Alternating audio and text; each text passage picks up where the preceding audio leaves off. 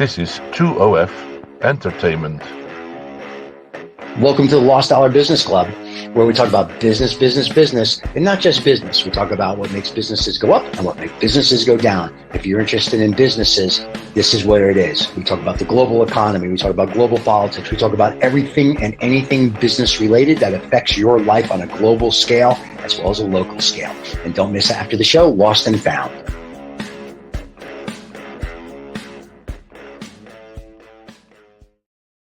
Yes, for David being 17 million years old, he finds some jamming music for your show. That's right. Well, we've got to have jamming music from Lost Dollar Business Club. Well, it's only because all you old fogies complained about all the heavy metal that we had on before.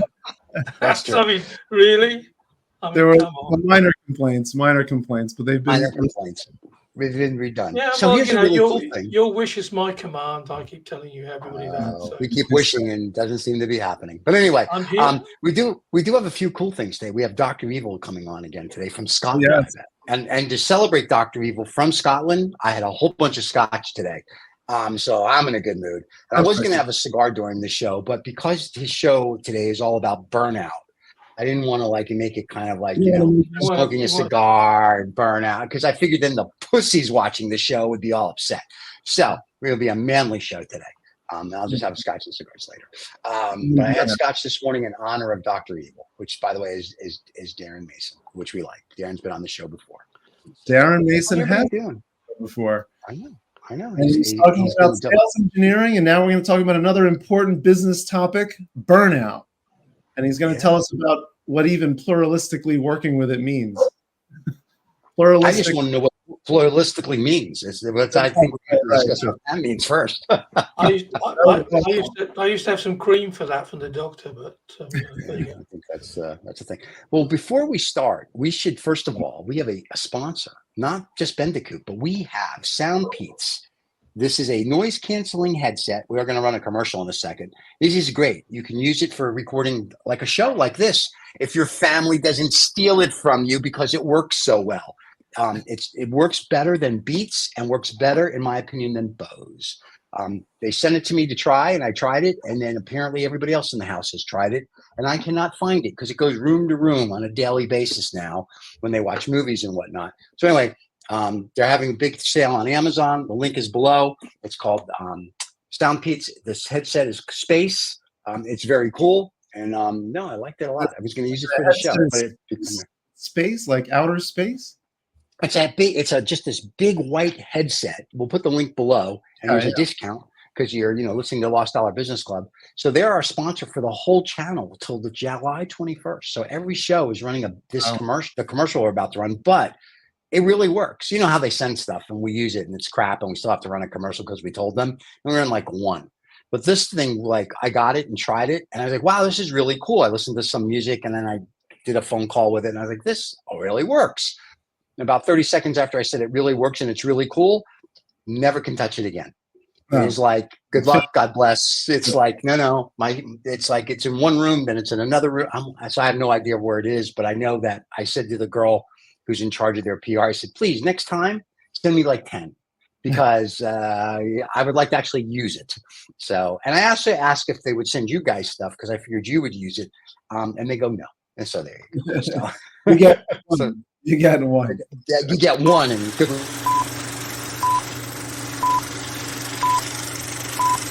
SoundPeats Space.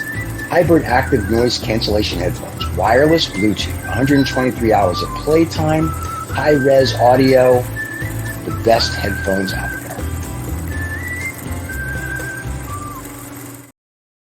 All right.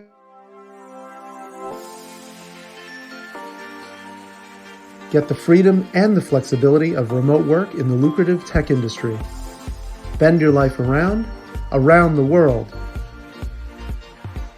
Bandicoot is the premier course and community for thriving in a remote tech career. Join the revolution today.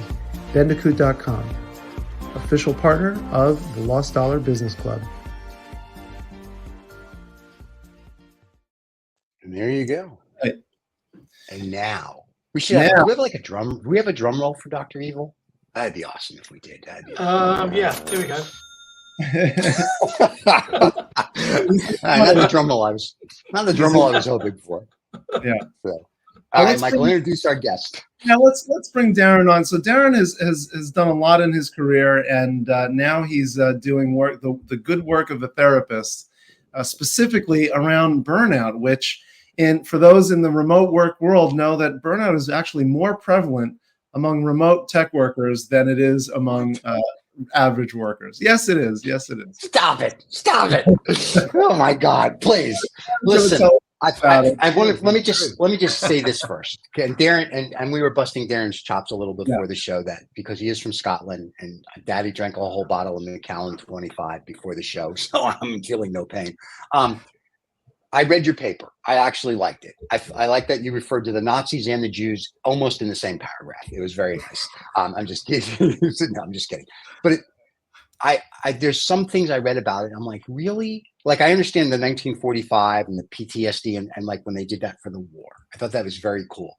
But then as I read, as we got into like the 80s and the 90s and the 2000s, and you'll have to forgive me, I call this the pussy generation, where all of a sudden, like, everything was traumatic and they have I'm like, really? And then remote workers, how do you get burnout? Like, you're a remote worker. You can literally go to lunch. You can go play with your dog. If I'm in an office, I can't go do all that. That's right. So, yeah, so I can answer that question. Is fascinating. I know you can. So, yeah. I have to get it going. I have to get you going. So. Well, firstly, it's great to be on the podcast again. It's really a pleasure, and I think that on the Scotch front, I think if I had my own Scotch brand, I would call it Dr. Evil. I think you've given me the brand name now, and there you go. Yeah, drank a bottle of that, then it probably would be evil.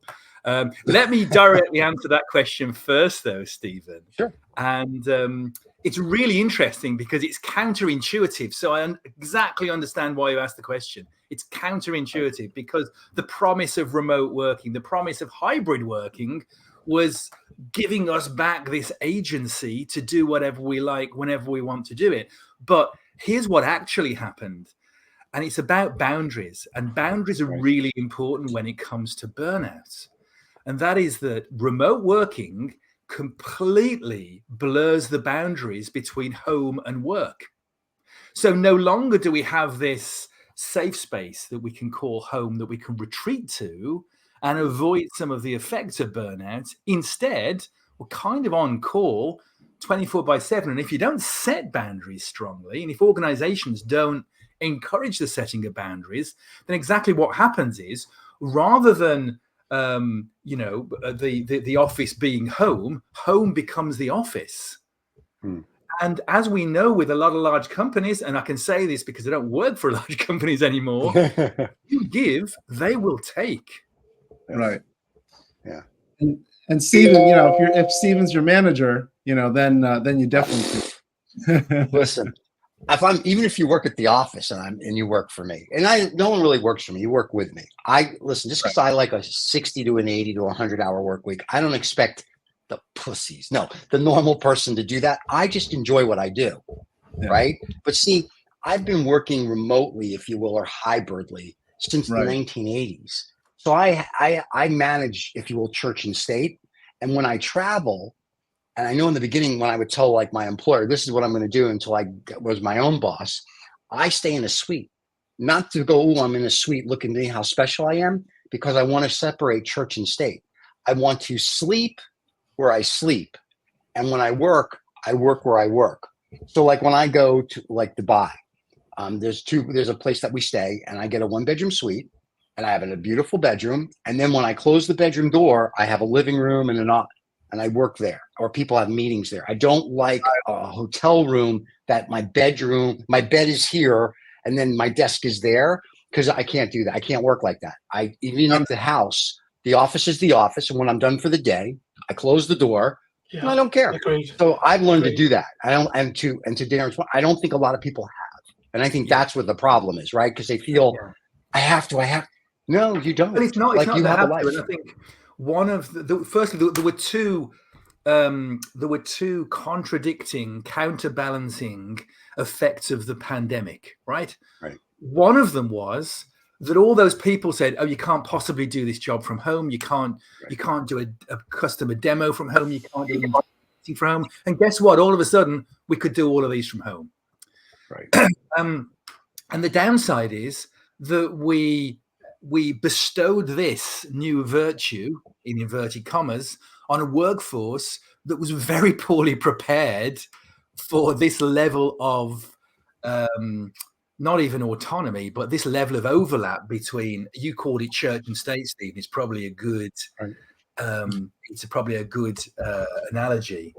And we didn't teach people how to set boundaries. Oh. So a lot of people just set poor boundaries because they just thought, I'll just do this one more thing, or I'll just kind of work this extra hour. And my parting comment to you was, I would have loved to have had a suite throughout my corporate career. And I don't know what expense accounts you were on, Stephen, but I can guarantee that a lot of people, you're going to get notes on the bottom of this podcast now about the people that won't be able to get a suite on their expense accounts. Well, here's what I would do sometimes, because most people, they go with whatever hotel chain, they get points and they save it for their family. Pardon my French. Fuck that. I have to work 100-hour work week. Daddy's getting what he wants, right? So scotch, cigars, Asian hookers. I'm kidding. I'm just about the scotch. Anyway, my point is what I would do is I would upgrade myself, whether I had to pay for it or not. When I just started out, they weren't giving me suites. But as I worked my way up the ladder, you get a contract. And in my contract, I would put, if I have to fly over so many hours, Daddy flies in front of the bus. Or I'll split a percentage of that with you. But I also use a wholesaler. So me flying to from America, just say to Dubai or to Europe or to Asia, costs what most people are going to pay for cattle. So I use a business host. So I make it so they'll do it. And when I stay at a hotel, I'm like, no, I get a suite. And if they argue with me, I'm like, okay, you'll split the difference with me. And they're like, because I'm not staying at the Four Seasons. You're staying at a Marriott, you're staying at a Hilton. But I want that. And I want to stay on the executive level. Breakfast is, I can work. And I say to them, you have two choices. I can be unproductive on this trip, or I can be very productive. And if your employer gets it, they get it. But I also think I'm old school. So for me, I'm not puffing my chest going, look at me, I'm on whatever floor, look what I get. I'm here to work. And I think to your point about the pandemic, I think there's an age group and that says we know how to separate church and state, because we're blue collar, white collar, whatever mentality, Northeastern, we know what we got. And I think it's this guys and girls that were born, let's say 90s and later. I don't think they know how to, because no one ever taught them. Even if I worked on Wall Street, 100-hour work week, you were taught when you're done, you're done. We don't want you to burn out. I think you're kind of missing the excuse me, Steve, I think you're actually missing the point, because the thing about COVID was you couldn't go anywhere, but you were still expected to work. So these people were sitting with a tray on their lap, a lot of people, or they were using their kitchen, or they were, because they didn't have the space. We're talking about the UK, which is incredibly crowded, as is Holland. And people just didn't physically have the space. They had to find a square meter in the house that they could barricade off from their kids and from their spouse and work. And and that for a lot of people, because they didn't have I can close the door space, that resulted in a lot of burnout. And then why? But why? Here's because you can't. I don't. Well, because if you've got toddlers running around the house, screaming and shouting and doing. That's what duct tape is for. I don't. Right? Oh yeah, so I know. I know. I I used to wet their lips and stick them to the window. But it is an issue, and and because it started in the pandemic, so you had a lot of people who managed to find a space to do it, and other people, had this sort of literally this pistol put to their head. Work, you do whatever you need to do, and don't get on a train or a plane or a car and come to work because the office is not open. So there was no luxury in this. I think that's what Daryn was alluding to. Or am I putting words in your mouth? But also, I think that maybe we have to step back from this a second and say what causes burnout in the first place. Yeah. because all of those things are almost like a consequence of that. When you look at the causes of burnout, they kind of come into three categories. They come into workload, and workload under that category. There's this balance, and it's called the resource control ratio. You know, if you don't have enough resources and you've got very little control over your workload, that spells burnout. So that's the workload category. You've also got a social category, which comes under kind of what your relationships with your fellow workmates and the people that you're working with is like, and how does that characterize itself? And the third category is a moral category about fairness in the workspace. And most crucially, what I do a lot of work with people is, does the values of the organization you work for align with your own personal values? So you've got these three things, and when these three things are out of kilter, it's a real recipe for burnout. Well, I found it interesting in your report. There was a lady that did a report or a study in 1982 and another guy in 2014. They kind of came up with what you're saying. There's the emotional side. You feel overwhelmed and they're stressed. But once again, I think this is a generational thing, because when I started out, I was overwhelmed and stressed on a daily basis, but there was no burnout. I mean, like we didn't know that you can get burnout. We were just told you go to work, you do your job. And I do think it is whatever pick your Gen X, your Gen Y, your ABC, whatever, I don't care. But I do think it's an age thing.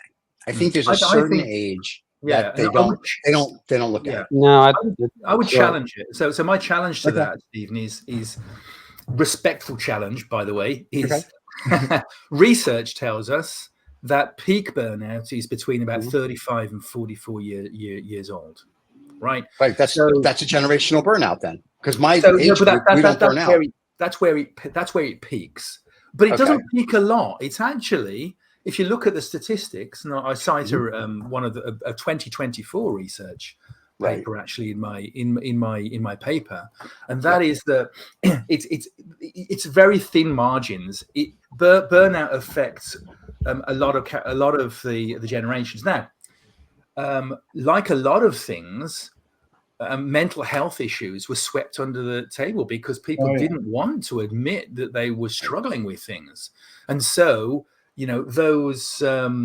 those things kind of sublimated themselves in chronic health problems, which we all just thought was just part of growing up. We have these ulcers, we have these all sorts of stuff going on in those age. There's I don't know whether anybody's read the kind of Bessel van der Kolk book, The Body Keeps the Score, but it's a really good way of finding out how mental pressures manifest themselves in kind of bodily illnesses, and it's not even kind of a cookie connection now. It's kind of proven by medical doctors and researchers kind of across the world. So it's not even in doubt now that that's an issue. So I think that there is that people are freer now to talk about it than they ever were before.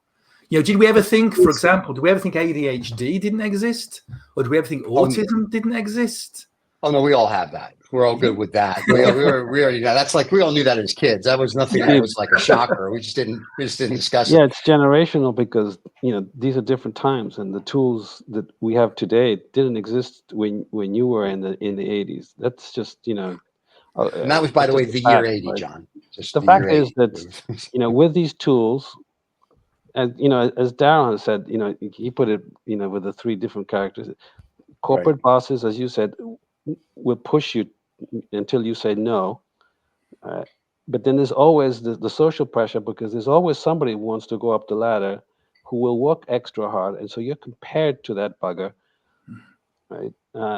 And so you end up pushing yourself to that, and it's going to lead to burnout, because if you're not up to it, it's just Can I give you a really powerful metaphor that I used recently in a blog? And I actually took it from Christina Maslach's work, who is one of the preeminent researchers into burnout.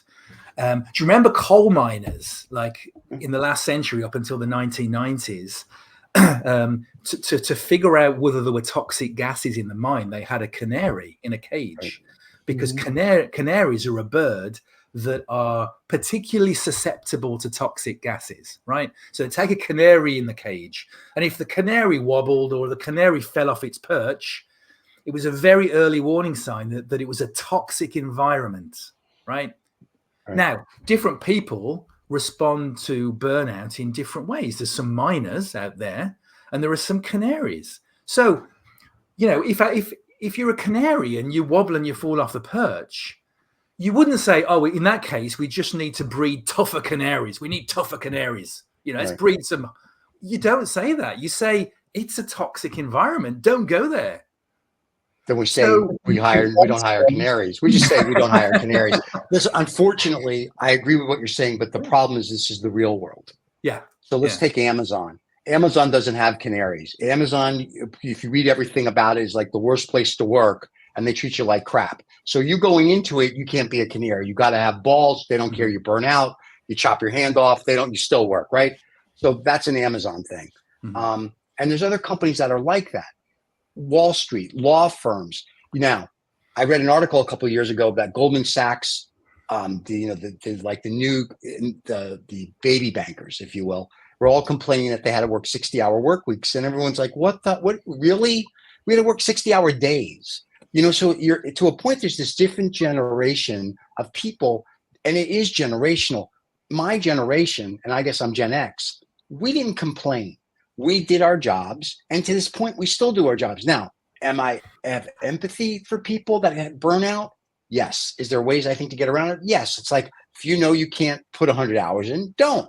Go out for a walk, smoke a cigar, drink a scotch. I don't care what you do, but do something that makes you feel better. My always thing is, as long as you get your work done, I'm happy. I don't care if it takes you 1 hour or 17 weeks. Get it done. And what I found was, if I let people work at home, I get more hours out of them, and I get better work out of them because they have a life. If they don't have to come to the office, right? It's not that drive. It's not that they can work at 6 a.m. and be done at 10. They can work at 3 p.m. and I found that was better. So during COVID, when you said what you said, I don't understand that, but yes, I understand that bosses, and we've had this discussion, managers, from whether it's little nothing managers up to the top, they don't understand remote work as it is, right? That's why they all monitor your screens. And what do you do? I didn't monitor crap. It's like, do your job. Okay. And everybody was fine because of that, because we didn't babysit. Like when we hire people, we told them we're not babysitting them. We also told them that Lincoln did nothing for you in 1864, whether you're white, black, green, or purple. I don't care. Just work. This is what we expect. But we tell you that coming into it. So there's no, I didn't know, and no one gets burnout. No one gets frustrated. Now people get frustrated and we help them, but we have mentors. I don't understand that. I'm sure that wasn't a speech that you get when you join, Amazon.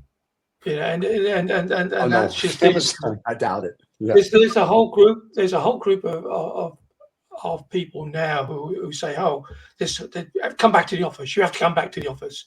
We're more productive. You have to come back to the office. Where what's that all about? Is it their insecurity? Because if you give people Dell Computer. If you get a story on Dell Computer, right? That Dell Computer said, if you don't come to the office, you won't get promoted. You won't get this. You won't get that. And I read a report after Michael did the story, and the people at Dell were like, "Yeah, screw you. We don't need promotions. We're staying home." So then Dell's like, "Okay, that's not what we meant. What we meant was," and so far now they've changed what their original was. If you don't come into the office, you don't get this. And 70% of the workforce was like, "Really? Go, yourself." And now Dell's like, "No, you misunderstood. If you'd like to come in." Now it's like they've changed it. They didn't misunderstand it. They didn't misunderstand it. They threw something at the wall and see whether or not it would stick or not. Yeah, it would, right. Daryn, how do you even spot burnout? I mean, how do you even define that in a way that people can say, well, this is somebody who's actually burned out as a manager. I'm seeing that this guy, is exhibiting those signs, and I want to do something about it.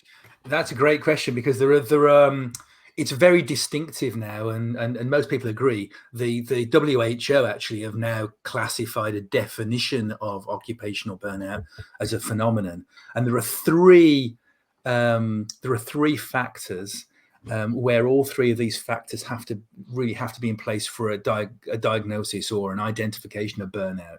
The first is mental and emotional exhaustion.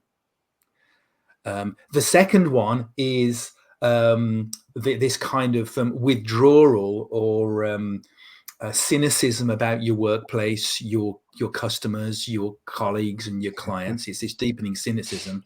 And the third angle is this sense of non-achievement, this sense of reducing professionalism, reducing efficacy. Doesn't matter what I do, my performance seems to get worse. So if you combine those three things, you get an American president called Joe Biden. If you combine those three things, you're on a path to burnout. Now, there was one reason, and I was thinking about this carefully the other day, and it came to me when I was in my car, that I don't like the word burnout. And because the word burnout now is well understood and it's a shorthand for all of those things that I just mentioned. Yeah. And here's the reason why I don't like the word burnout. If you think about things that are burned out, they are destroyed, right? House is burned out, car is burned out, whatever. Now, my iPhone was sitting on my dashboard. I was trying to make a call. Suddenly the call went dead, right? I noticed, I pulled my iPhone off the dashboard and it gave me this message saying, iPhone too hot, please reduce temperature and wait until it cools down. So my iPhone had burnout, right? And all I needed to do was put it somewhere cooler and wait for it to cool down, and all of the functions come back to life. All of the apps, all of the radio functions, the Spotify and everything. So the thing I like about that analogy is burned out is not broken. Right.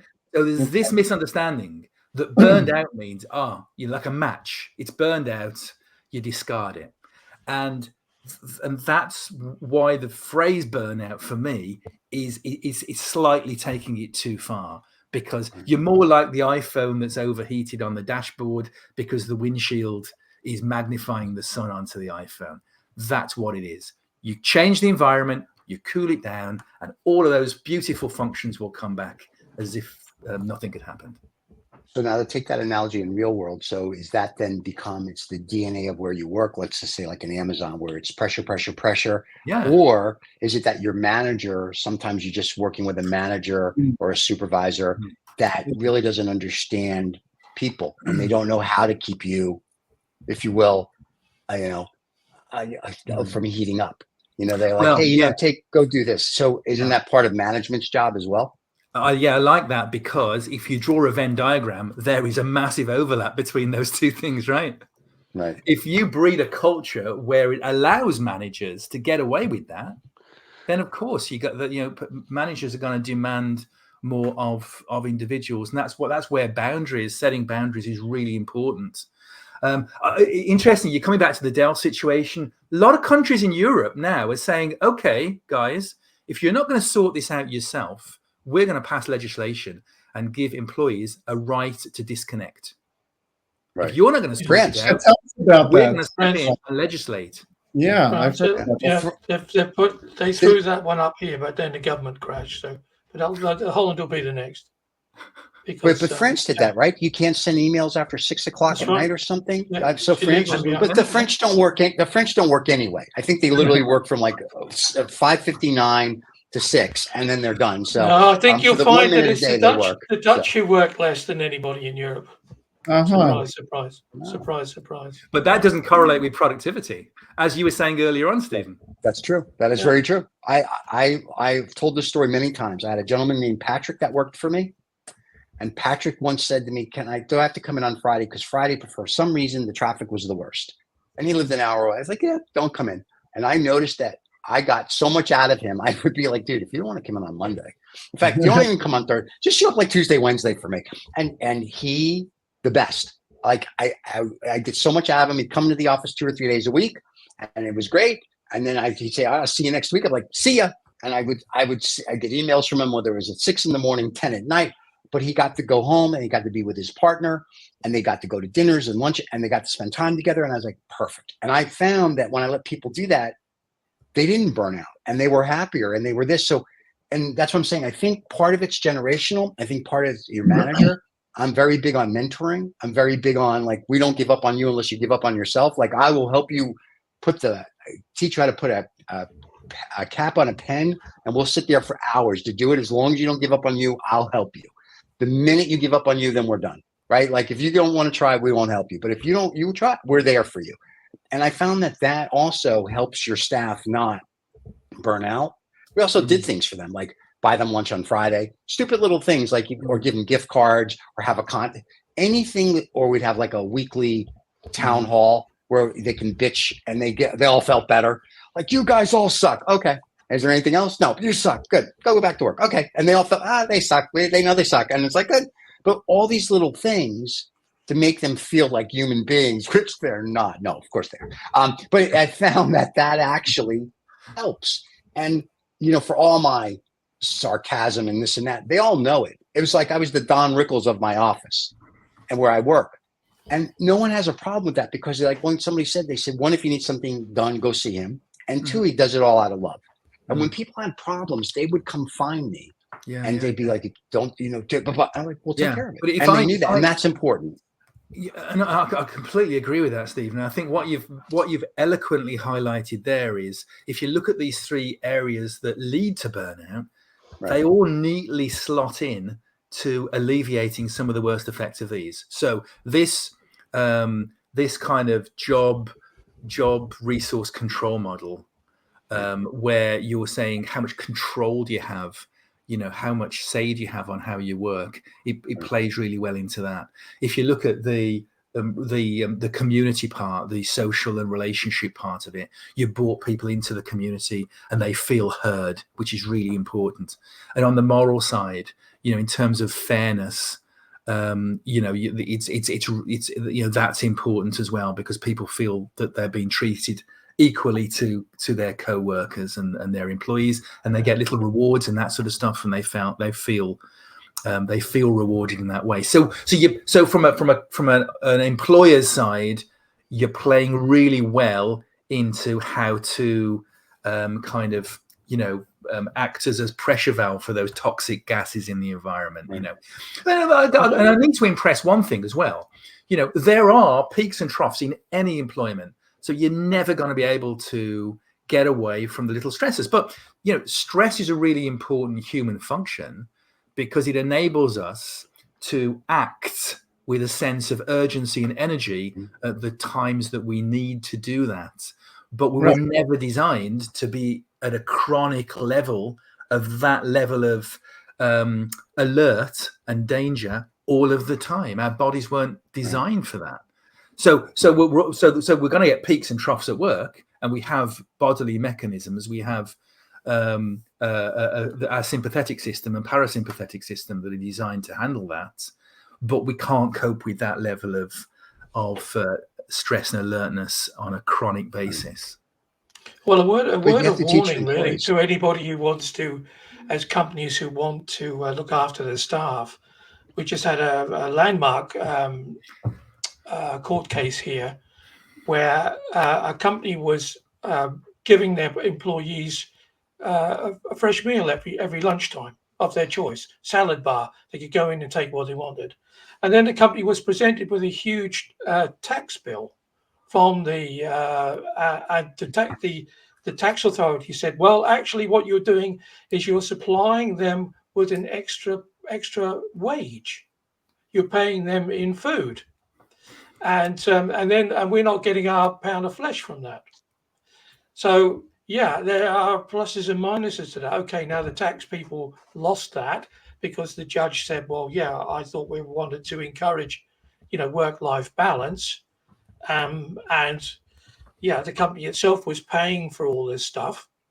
So, again, just out of the kindness of their hearts, trying to bring a work balance to the people who work for them, they get stung with a tax bill. So negative reinforcement. I have a problem with that. Yeah. I have a problem with the term work-life balance. There's no such thing. The mantra of the Dutch workforce is, first of all, you must have all you guys do is stick your fingers in dikes there. So they knock yourself out. But work-life balance to me, that's BS. Listen, you work, and when you're done with work, you have life. And actually, I don't want to be rude, but while you're working, you're still alive. So this work-life thing, no. If you want to say it's a work recreation balance, that's fine. Because I don't know if you realize this, you're still having a life while you're working, because that's part of your life, right? It's part of percentage of your life. So I have a problem with when people go work life. I don't believe in work life. I believe you work, and when you're done with work, you go do whatever you want to go do. No, but I think they define it by taking themselves out of work, because the work belongs to somebody else, which they share. They share their work with somebody who purchases their work, and that's a commodity, and their life belongs to them, and that's why they define it like that. Right. Their life belongs to their employer, as it should be. Now, the other problem is that the other thing is, I'll bring back the 1980s. That's all I can say. Yeah. No, I'm talking about like the Inquisition. Anyway, the other thing that we also have to look at is a lot of the problems that derive not from your paper, because your paper was excellent, but the problem is that we don't teach people how to be, if you will, managers. I don't care, managing director, CEO, CFO, pick whatever title you want. We don't teach them how to do that, right? They all read a book. They go to some stupid TED talk. They hear some guy and they're like, you have to do. No, it doesn't work that way. In the real world, you have to find you. And as I grew and I grew up the ranks, I learned that I can't do what these guys do, and I can't do what this guy did. So what I did is I make, if you will, a Chinese menu. I take a little from A, B, and C, and that's what I do. So my joke is I manage like Groucho Marx, Winston Churchill, Genghis Khan, and Attila the Hun. And depending where you are in my little 4 people, that's what you get. And sometimes I use all of them. But you have to find you. You can't read a book. You can. And it's great because it gives you an idea. But at the end of the day, you have to be you. And if your employees know you're disingenuous, I don't care what you try to do. They're going to have everything in Daryn's paper. They're going to stress out. They're going to do this. They're going to be like, oh. Actually, what you've actually introduced there, Stephen, and unwittingly, is a perfect introduction to pluralism, the pluralistic approach. Right. Because what you've said there is different people need different things at different times. And the same person might need different things at different times. Right. So the idea of a pluralistic approach, and by the way, for anybody listening, the paper that I wrote is aimed at therapists who are dealing with the presentation of clients with burnout. A pluralistic approach is saying we have this wonderful therapeutic toolbox, and guess what? Different clients will need different parts of that at different times, like any good toolbox. I think Abraham Maslow was quoted as saying, to a man with a hammer, everything is a nail. Right. And what he meant by that was our approach to a problem is very much defined by the tools we've got in our hands to handle the problem. So the more of a repertoire, the more of a therapeutic menu that we have, either for self-care or for therapists to use with their clients, the more adept we'll become at dealing with each individual as the unique person that they are, which I think is what you were saying, Stephen. Yeah. So you got to read the room. That's what we tell people. What approach again, going back to someone listening to the show who's actually a manager of a team of people, and now they understand that, okay, maybe this guy is disengaged. He's clearly not performing, and maybe he seems a little exhausted when I talk with him. What do you do about that besides send him to you and get him some treatment? I mean, what does a manager do to create the environment that's going to get this guy out of it? Okay, so when people are in burnout, I think they do need professional help. When people are in it, the only way of doing it is to cool them off, get them out of the environment and cool them off. If you keep them in the environment, try and kind of tweak it, that's going to be as successful as changing the wing of a plane in mid-flight, right? And we all joke about that analogy, but we all know you can't do it. Unless you're Boeing. Yeah, well, unless you're Boeing. Unless you want to strand people on a space station for there you go. time. Yeah, so you're right. The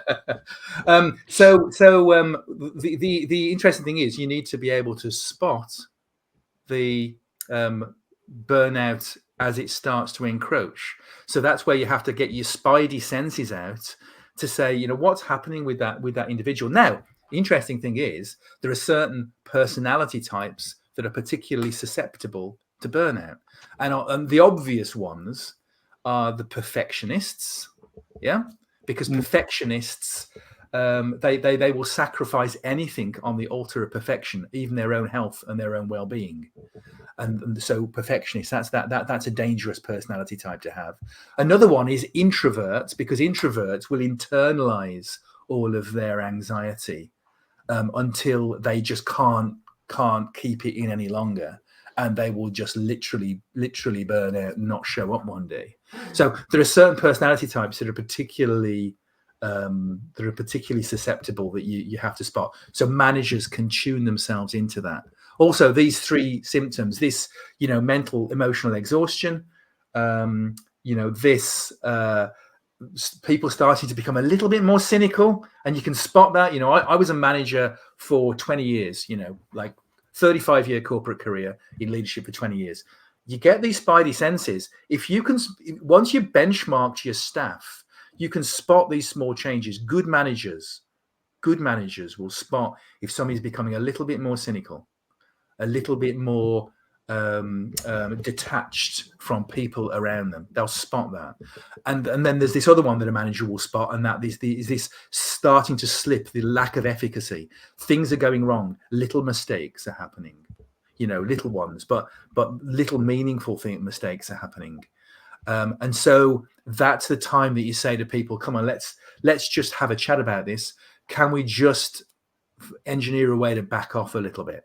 Just back off a little bit. This is where, and I think this is where an organization has a responsibility. I think that, Stephen, probably you and I lived through the same era where pretty much, they would whip the horse to get it to run faster. Right. If the horse runs fast, when the horse drops, it's like, well, let's find another horse then. Right. And that kind of doesn't work today. It doesn't work with today's workforce. And that's generational too, I think, right? Because you come off the people that fought in World War II, and they're used to, like, you got to do. Then there's our generation, and we were brought up by you got to do. And then apparently our generation felt guilty. I don't know why, they're not Jewish, but they felt guilty, and they said to the little kids, we're going to make it better for you, which they didn't. And then all of a sudden iPads and iPhones, and so they're like, here, so you really, it's gone from a if we will, a very tough society to a very kind of pansy society. And back in the day, they had burnout and they had whatever, so maybe they drank too much, or they did this or they did that, but they would handle it. Like, if I feel like I'm getting burnt out, that's my scotch and cigar time. So apparently 17 times a day. But what I find is, for me, having my 2-hour mini holiday, I'm good to go. And not everybody of your generation handled it as well as you're handling it, and I think that's the generational difference. True. But I was also very lucky, though, because I went through hell, back in the day, right? When we start, that's what it was. It was like, you work and you didn't like it, get out. They didn't care. And because I went through that, and then as I worked my way up the ladder, I'm like, there's probably a better way, and I can get more out of people. So, if you will, being the Don Rickles of it worked well, because you'd be like, oh, okay. Like, and like, if there was a problem, instead of berating them in front of everybody, like, come take a walk, and we go get a coffee or go do, and I found that worked better. So if you, going back to the one thing, so if you can read the room, for lack of a better term, it works out much better. And to Daryn's point, between us five, we all want to be managed the way we want to be managed. And if you can't figure out how to manage that person that way, you'll get nothing out of them. You'll get your 40 hours, for lack of a better term, and you're done. But if I know what makes you tick, and I know what you really like, and I know how to really, for lack of a better term, Machiavellian you or manipulate you, which is all managers do. If I can do that, and you're like, oh my God, he gets me, or she gets me, perfect. And that's it. But in the back of their minds, they know what I'm doing, but they also know that I really do care. Like, I had a girl once, her dog died, and her manager was like, he's making me come in. I was like, and she called me. I was like, he was like the guy. And I was like, what? And she said, but that's my baby. I was like, well, I said, we have bereavement for 3 days. Take the 3 days. She says, he said, I'll deal with it. So I went to her manager. I go, that's her child. He's like, it's her child. 3 days bereavement. She's getting paid. Don't say another word. And that was it. And she took her 3 days. She came back and she was wonderful. Mm-hmm. But that's what I'm saying. As silly as that sounds, not only did that help her, doesn't sound silly. Her whole department, it worked. It's the thing to do. Yeah, but that's my point. People don't look at. Listen, I joke around that, we look at our employees as what they are. The beatings are going to continue until their attitude changes. And, we hold their families hostage and things like that. But at the end of the day, I'm kidding. We released 3 of them last week. At the end of the day, without them, what we do, we have nothing. And I'm cognizant of that. And that you have to think like that. And they also need us. So there's got to be this kind of balance. But yes, am I a motherfucker? All day long.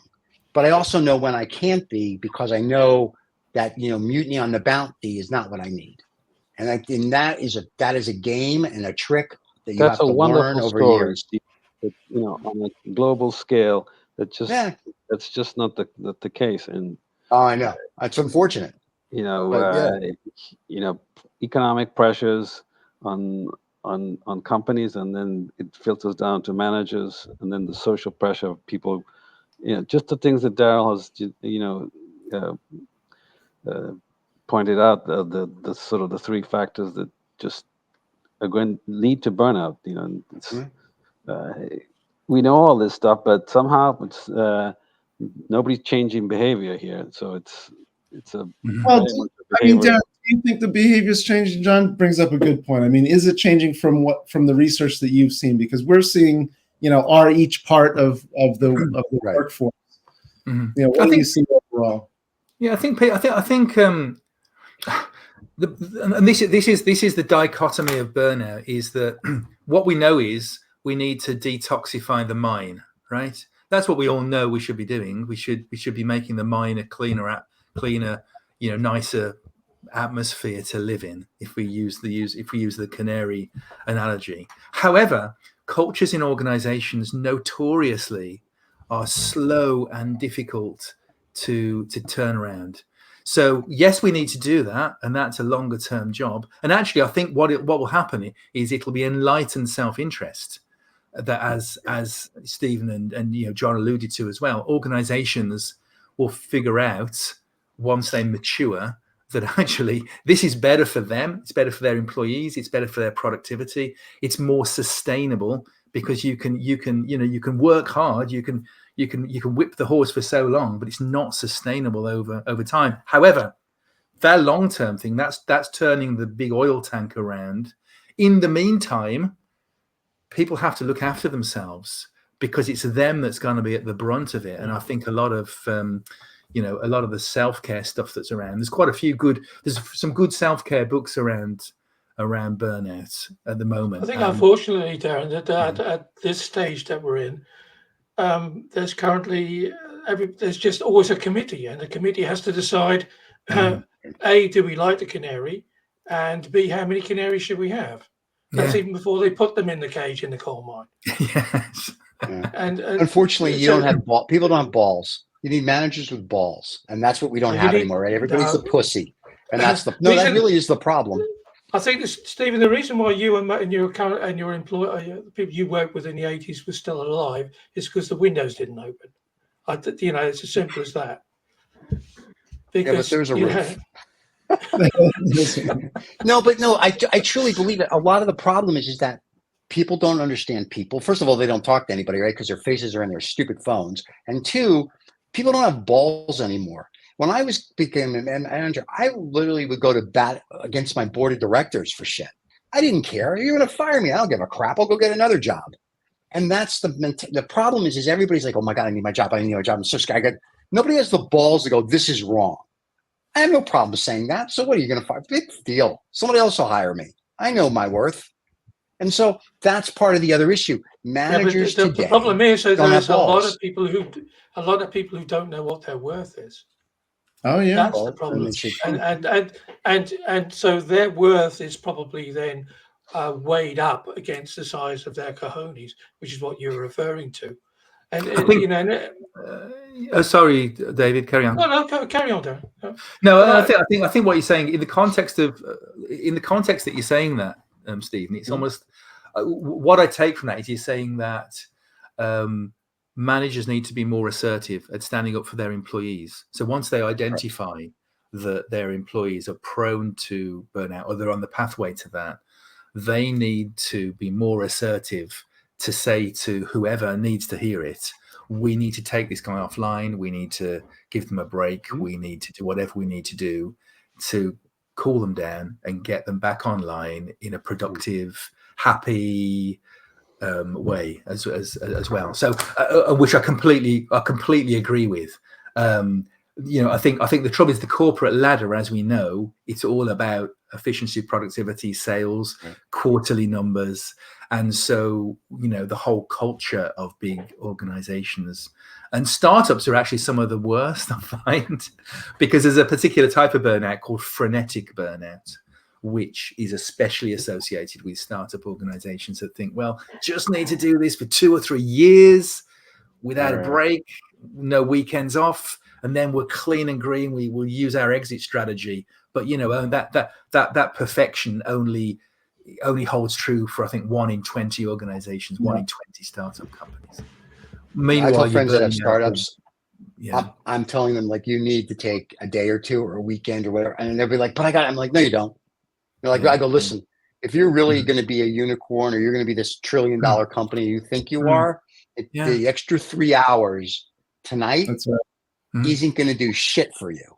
If it's you're great, you're always setting me up for a great point here. So, like, as an interviewer, you're magnificent. If you think about burnout and what it does, when burnout kind of is in the part of the brain, it kind of triggers the amygdala. The amygdala is our reptilian brain. That's the brain that deals with fear. It deals with our fight, flight, or freeze reflex. And we don't have any control over it. We just react to that instinctively, like a bird would, or a bear, or a tiger, or whatever it is. Right. Now, when this is triggered, what happens is our cognitive energy is narrowed to a very defined outcome. Like, if you think about the caveman, it was like running away from the saber-toothed tiger, or chasing the deer and killing it, or hiding and freezing until the danger passes. So we are laser focused on that. Now, that laser focus, that convergence of cognitive energy is the very opposite from creativity that requires divergence of thought, about taking ideas from the very periphery of our thinking, from looking at adjacent possibility of one invention. What if we combine this innovation with this innovation? What would happen? We build something new, creative, and of value to our consumers. So creativity depends on the opposite of burnout. And so for startups especially, they thrive on creativity, but often create an environment that closes it down and converges our fear response into something that locks out creativity. Yeah, that's why you need the evidence. You have to have, as I told, when I send the boards, I'm like, you have to have an adult in the room. Like, you've got to say to the CEO or whoever, or CTO, enough. Like, take a couple days, go do something with your family, and allow them. But no, it's fine. Just so we're aware, the patent office isn't open on Saturday and Sunday. The attorneys are going home at 6 o'clock. You're good. Like, relax. And they look at us like, I'm like, it's okay. Like, you dying doesn't do me any good. I mean, the key man insurance does me good, but you dying to get me to $1 billion does me no good. And that's what we explain. And they were like, oh, okay. And it's like, it's okay. You'll still be $1 billion company. And that extra hour isn't going to kill you. And I need your brain fresh. Now, I have worked with other people that they thrive on stress, no sleep. And if you told them to calm down, they're more stressed. So I'm like, no. I'm like, why aren't you working hard enough? I can't believe you're taking a lunch. Oh, you're right. I shouldn't take. And they will give you whatever. And then when they're done, they need like a week. But it's very funny. And when I've worked with those people, you know that personality. And I'm like, no, don't tell them to just go.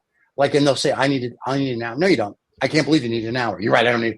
And then, but you know them, right? And they're fine. They take 2 days. They go play golf. They come back and they're good. You have other people that like after 12 hours, I'm like, no, you should be done. Like, don't answer your phone. Just go to dinner with your wife. Go do something. And then they're better. But that's what I'm saying. You have to read the room. You have to understand the people you're in bed with, so to speak. And if you don't, then you shouldn't be in any position of power, whether it's the board, an investor, a director, because then you're useless to the organization as a whole. Yeah. And of course, one thing we haven't spoken about yet is HR. Stop it. They're useless as tits on a board. There's no such thing as HR anymore. It's all AI, which AI is going to take over everybody's job soon anyway, right? There's no HR. Seriously, what does HR do? Nothing. You're laughing. And topic for another show. I think it is. I like it. We don't have another half You an need hour, an probably. HR department because they're the ones who know which form you have to fill in. That's the one to give it to you, remember? Just can I put a defense up? And this is, and I won't go off on too much of a diversion because I think it's about balance, right?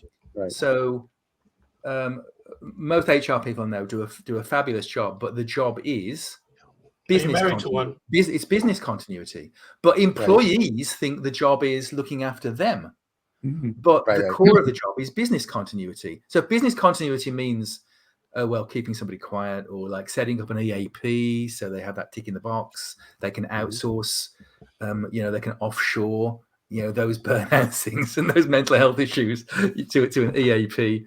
But then they'll do that. But I think they are set up with business continuity in mind. They're not a union for employees. I think that's one of the biggest misconceptions that I get from employee bases. They expect some form of support, and it's just not there when they need it. Yeah, HR is for the company. Don't ever let them fool you. And most HR today, as I said, they're kind of useless because it's all AI. Like, they don't read CVs. If that they have AI do that, God forbid they would pick up the piece of paper. Their forms are done by AI. They have a law firm that gives you everything in a boilerplate. So really, when an employee comes in complaint, they take a few notes and then they go to someone's boss and go, "This is a troublemaker. We should get rid of them." And then they start that process. So yeah, AI is useless as tits on a bull. It should just be gone. Just have an AI do it and let it be emotionless, and they'll be perfect. Yeah, I mean, I've noticed really, no names, no pat drill, but I've known some quite bullying behavior that's been tolerated over a long period of time at organizations. Bullying, stress, putting pressure on people, but because that individual makes their quarterly numbers, they're protected. And that's just, that is a deeply culturally embedded phenomenon. Yeah, that's old. That's old world. If the one who makes the money is the one, they let get away with everything. And now that's changing. I like Amex though. For American Express for a while, I don't know whether they still do this. I suspect they do. But when they do their reviews, their performance reviews for people, they not only judge their performance by numbers, but a very large part of their bonus comes from how they achieve that, in what manner, in what way they behaved in order to achieve that. And I think that's really important for people now to look at. Sometimes the means don't justify the end. And it's all about sustainability. And when I say sustainability, what I mean in this concept is you have a sustainable model that's going to attract new employees in and give you a really good reputation for a great place to work. Yeah, I think I like it. Daryn, this has been a great conversation. How can people find more about what you're doing around burnout, about this topic, and about you? Well, they could certainly contact me on all the usual sources. I'm on LinkedIn. The paper that we've been discussing, the paper was really a vehicle for getting the awareness high. And also because it's aimed at therapists, when I looked around the market, there's no other resource that's focused on therapists for burnout. If people want to do some self-care around burnout, I can recommend some great books that they can read. Just contact me. And if therapists are interested in the resource, then I can make that available to them. I haven't decided by what means I will publish that yet. Okay. I might actually use it as a CPD, a continued professional development resource, in the way of a recorded workshop, for example. So I haven't quite decided the channel of publication yet, but it's an area that I've been really passionate about, and that's why this project that I've done, this paper, is the very first step around kind of addressing this really important market, especially in our industries. We'll come back soon.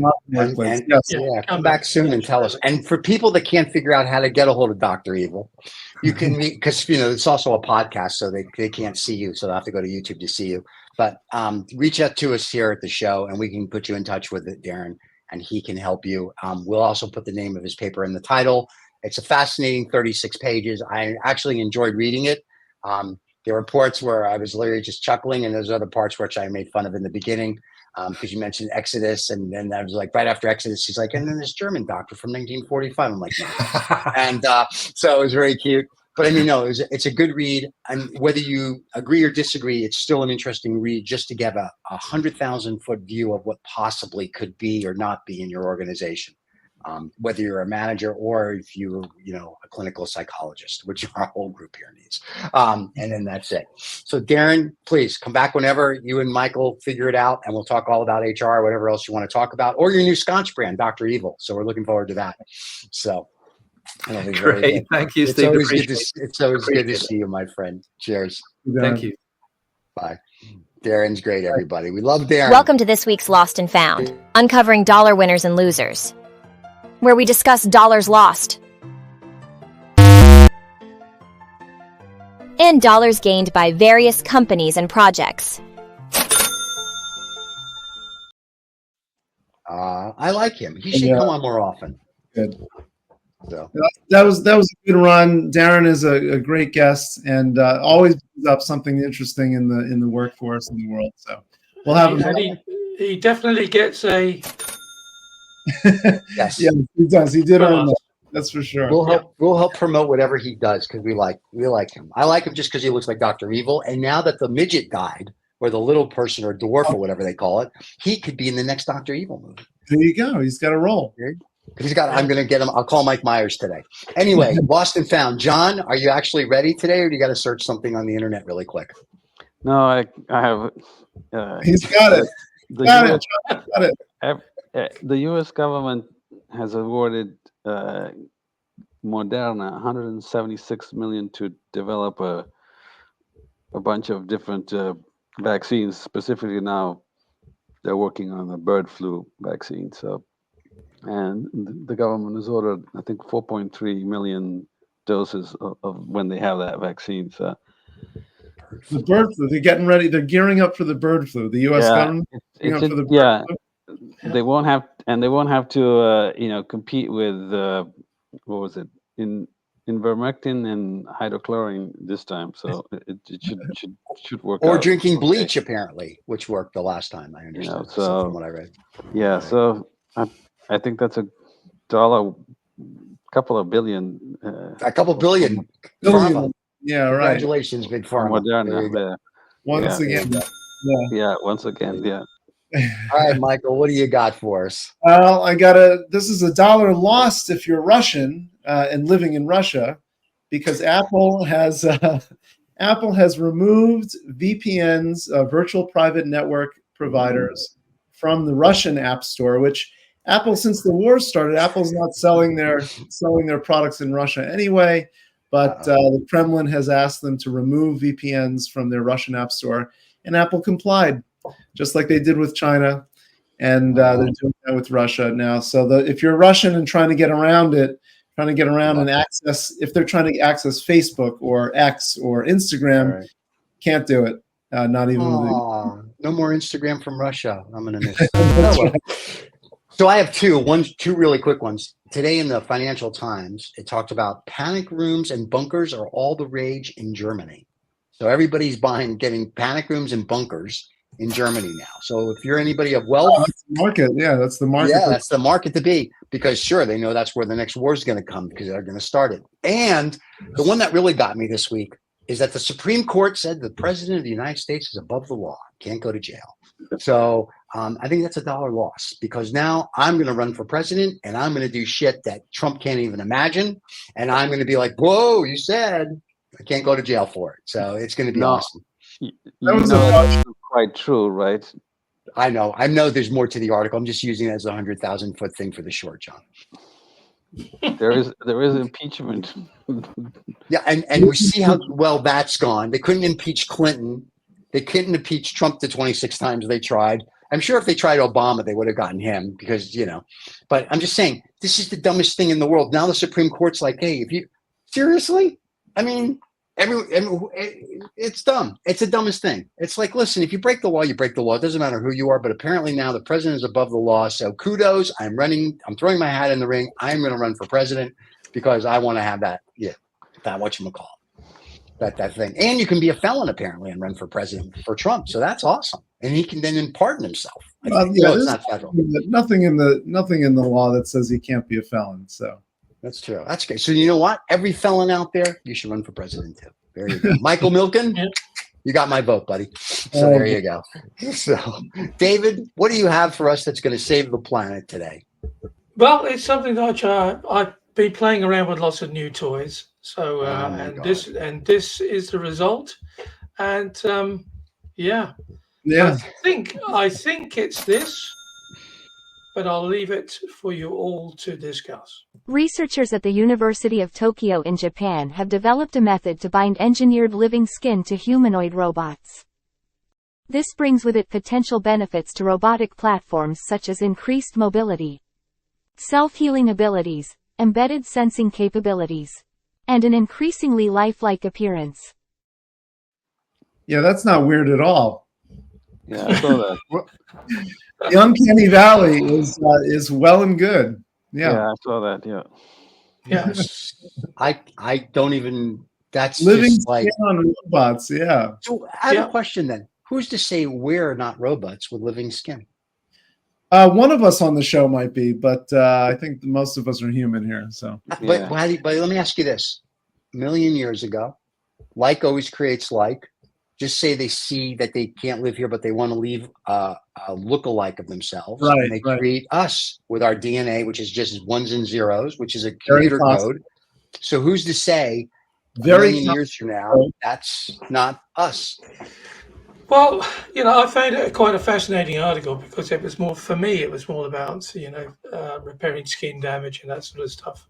So I'm looking at it more on that side than the robots getting skinned. Yeah, but of course we know what's going to happen.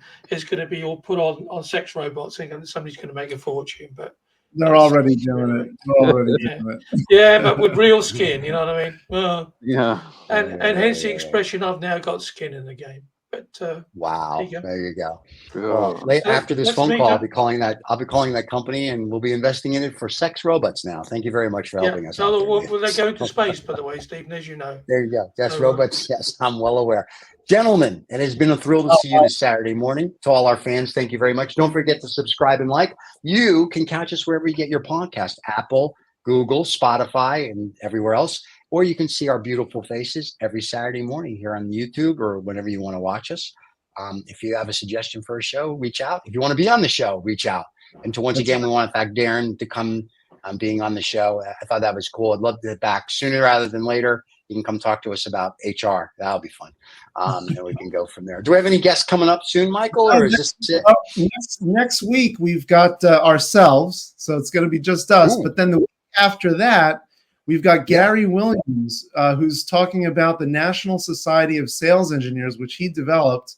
A young man who now has a big conference, big event that's coming up in the fall. So he'll be talking with us about that, sales engineering in general. So business heads come by and see the show. That'll be on the 20th. And what we've started doing now, the Lost Dollar Business Club, is every day on Instagram, we'll give you some very simple and very basic money saving tips. And you can find it every day on our Instagram account on 20F Entertainment Channel. So there you go. Guys. Be there. Look at that. Okay. And we have a quiz if you like money. We also have a Lost Dollar Business Club currency quiz, which is good if you're just commuting and you just think, where did that currency come from, and do I know what it's linked to, etc., etc. Oh, just fun stuff, because we're a fun channel. Just the way you say that, David. I feel like it's like we're having a great old time. Listen, we're just about to crash into Everett's now, but it's fine. Don't worry about it. So, well, everybody have a wonderful rest of your weekend. And so we'll see you all next Saturday. Yeah. Cheers. Bye.